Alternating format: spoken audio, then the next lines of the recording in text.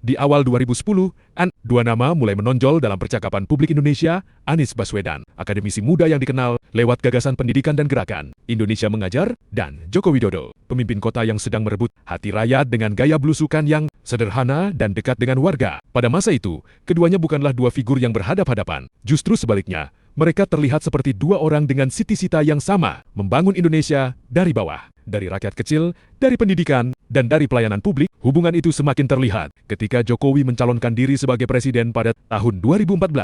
Anies Baswedan muncul sebagai salah satu pendukung awal yang lantang, berbicara tentang perubahan dan semangat baru. Dalam beberapa kesempatan, Jokowi menyampaikan kekagumannya terhadap pemikiran Anies, dan Anies menyampaikan apresiasinya terhadap gaya kepemimpinan Jokowi. Banyak yang memandang keduanya seperti duet intelektual dan populis yang saling melengkapi. Ketika Jokowi resmi menjadi Presiden Republik Indonesia, hubungan itu semakin kuat. Anies masuk ke dalam Kabinet Kerja sebagai Menteri Pendidikan dan Kebudayaan, jabatan yang sangat pas dengan latar belakangnya. Di masa inilah, publik melihat sebuah babak baru hubungan mereka. Jokowi memberi kepercayaan, dan Anies menjalankan tugasnya dengan berbagai program pendidikan. Semuanya tampak mulus, seolah dua sahabat politik ini akan berjalan jauh bersama. Namun, dunia politik tidak pernah berjalan dalam garis yang lurus. Pada pertengahan tahun 2016, Presiden Jokowi melakukan reshuffle kabinet dan Anies termasuk menteri yang diganti. Bagi sebagian pengamat, keputusan ini menandai awal perubahan dinamika antara keduanya. Walaupun tidak ada konflik terbuka, suasana terasa tidak lagi sehangat dulu.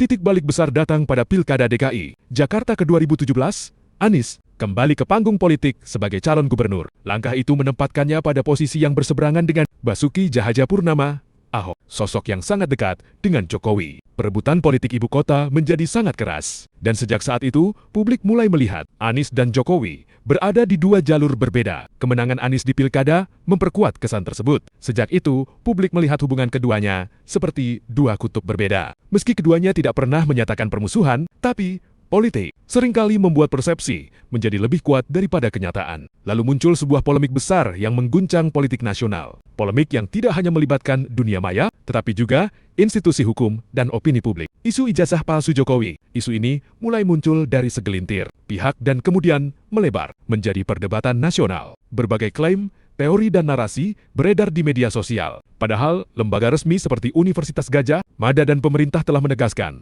bahwa ijazah Presiden Jokowi adalah asli dan sah. Namun di era digital, klarifikasi sering kalah cepat dari sensasi. Nama Anies sendiri tidak pernah menjadi pihak yang mengangkat isu ini. Dia tidak pernah membuat tuduhan, tidak pernah menyinggung isu ini secara langsung. Tetapi dinamika politik saat itu, terutama menjelang Pilpres, membuat pendukung kedua kubu sering saling bentrok. Di media sosial, perdebatan semakin panas. Apapun yang menyeret nama Jokowi seringkali dikaitkan dengan rivalitas politik yang melibatkan Anies. Meski tidak ada pernyataan pribadi dari keduanya, isu ini menjadi panjang, bukan karena substansinya, tetapi karena fanatisme politik yang semakin meninggi di kedua kubu. Nama Jokowi diseret oleh narasi yang tidak terbukti, sementara nama Anies sering ikut dibawa dalam percakapan oleh pihak-pihak yang ingin memperpanjang konflik politik. Dari sinilah publik melihat Anies dan Jokowi seperti dua figur simbolik, mewakili dua arus politik besar yang sering dipertentangkan. Namun jika kita melihat rekam jejak hubungan mereka, kisahnya jauh lebih kompleks. Keduanya pernah bekerja sama, pernah saling menghargai, pernah berada dalam satu visi pemerintahan,